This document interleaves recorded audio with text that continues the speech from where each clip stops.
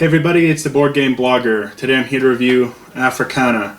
This is put out by Zman Games, and it's sort of a light, almost a gateway style game set in, Africa, 1880s, and each player plays sort of a national exploration society, and you have your main explorer, and you're going off conducting these various explorations. Similar feel almost to Ticket to Ride, in that there's routes you're going and you need specific cards to go on that route, but you're not permanently establishing that route, and other people can go on that. And there's different expeditions that people are trying to do while you're also trying to get artifacts. Now I picked this up sort of as a lighter game to play with my wife. However, I think it's much better with 3 or 4 players than just a 2-player game, because in a 2-player setting, there's not as much chance to really have someone grab your expedition, and you're both working on the same expedition, and it's a race to finish it first, and that's going to happen a lot more often in a 3 or 4-player game. I think that's adding some spice and excitement to it. A 2-player game, you're more sort of doing your own thing. There's some ability to finish the expedition before an opposing player, but I think the game excels as a 4-player game compared to just a 2. It's fine as a 2, but there's other good 2-player games my wife and I would play. For the rule book, it's a Euro book. It's all one big thing. I guess they didn't want to have a staple in there, so it's sort of 6 pages back and front, but big illustrations, big writing. I mean, you could really put this almost on 2 pages. There's no player aid, but the rules are so simple you don't need one.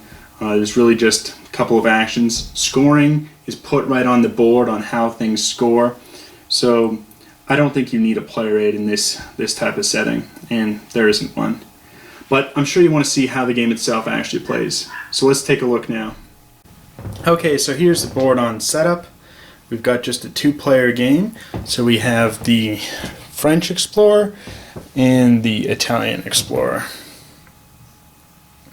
We have sort of the adventure books here and here, where you can sort of purchase rumors for searches of artifacts or finding assistants who will help you journey throughout the game. We then also have the major expeditions that are ongoing. If we zoom in on one of these, you can see this one is traveling from Tripoli to Cape Town. It will net you 4 money, 2 victory points, and for joining the expedition you will get a bonus 1 travel card. So we see here we have certain symbols, which is nice. This is a game that is colorblind friendly because it's both a color and a unique symbol. It's a good job there, making the game colorblind friendly. And so now we have the main turn. On your turn, you can do sort of one of 3 things. You can draw travel cards, which will let you move. At the beginning of the game, you start with just 2 cards. You have your Wild Joker, which can be used for anything, and then you have a random card here. Here we've got the gray card. So you can also then move. You can draw the cards, or you can purchase items from the book. And when you do any of these things, you can do that action unlimited. You can move as far as possible as you want. You can purchase as many artifacts as you have money for. Each are $5. But when you draw cards, you're only drawing 2. You have a maximum hand size of 5. Here on the board, we also have sort of the victory points. So in addition to sort of the points that are right on a card here in the bottom right hand corner, we have this here. So this is showing for every 2 matching artifacts you get 6 victory points. For every 3 that match you get 12. For 2 different artifacts you get 2 points. For 4 different ones you get 10. You'll get negative points if you have these assistants. These assistants are very similar to the wild cards that everyone starts with, and this, when you play the card, it goes back into your hand at the end of the turn. Makes for a very powerful movement. However, if you have 2 of these assistants, it's going to be -5 points and -10 for having 3 or more. You also can score, points for just every 10 money you have, and so on. So here is the board, and we'll just play a couple of turns out. So the Italian player goes first. He's going to choose to draw a couple of cards here. This is now his hand, and the French player will do the same, their hand. Now the Italian player is going to choose to move.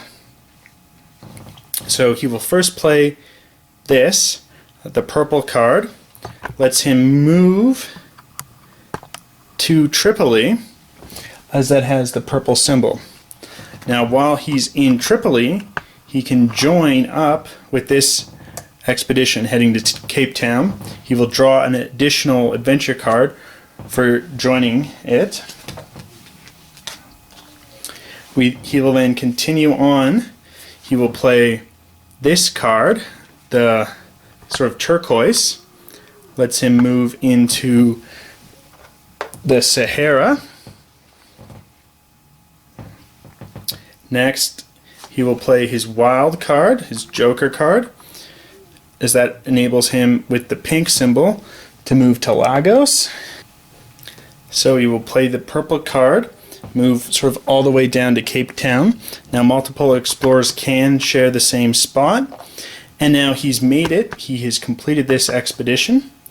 This will come off. He will put this underneath his card. It's going to score 2 points at the end of the game, and he immediately gets 4 money. Now from the cards he played, these are discarded, and this goes back into his hand. Now it's the end of his turn. We're going to refresh. There's a new expedition that comes up. This is a Cairo to Lagos. Now the French player, he is choosing to play here, move to Walvis Bay, and then he'll play his wild, move to Leopoldville, and join that expedition, netting him an additional 1 money. And that's his turn. Now it's back to the Italian player. Now he has, money, so he can sort of look through this book. The book in the southern hemisphere is for cities in the north, and the book in the northern hemisphere is for cities in the south. This red line sort of demarks the equator here. And so these are ways of getting more victory points. So his turn here, he can flip the book 1 page for free, and then here pops up this assistant. He's going to pay his 5 to the bank and has this card. Now if he reaches Tripoli, he can get that assistant, which will always go back into his hand, allowing him to move further. And that's sort of how the game works. The game will end once no more expeditions can be played out here. So victory points accrue through doing these cards, through getting these artifacts, and through these other bonus ways here. As you can see, it's kind of a simpler game. It's kind of a gateway game, but there's enough happening that it's interesting enough. I really think it's better with the full 4 players, because then you can have more competition for the various expeditions. Because sometimes, you could be doing multiple expeditions all at once, trying to complete them, and it's more tension, more of a race. In a 2-player, it's a little more lackadaisical. There's not as much of a rush to complete the expeditions, less competition.